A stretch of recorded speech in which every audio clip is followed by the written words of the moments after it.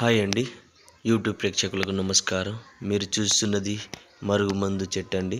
ఇది చెట్టుని మనం మరుగుమందులో తయారీకి ఉపయోగిస్తాము. మరుగుమందు అనేది 2 రకాలు. ఒకటి పౌడరు, రెండోది లిక్విడు.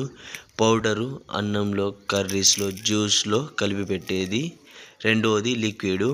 లిక్విడు బట్టలకు, చెప్పులకు, తలకు, శరీర భాగాలకు పూసేది. ఈ మరుగుమందు వల్ల ఎలాంటి సైడ్ ఎఫెక్ట్ అనేది ఉండదండి.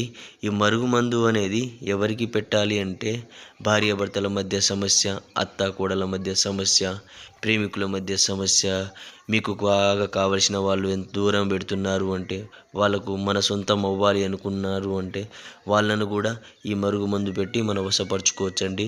మనం ఏది చెప్తే అదే చేస్తారు. మన మాటే వింటారు. మన వెంటే తిరుగుతారు. మనకు ఏ విధంగా మార్చుకోవాలి అనుకుంటే అలా చేంజ్ అవుతారండి. ఈ మరుగుమందు వల్ల ఎటువంటి సైడ్ ఎఫెక్ట్ అనేది ఉండదు.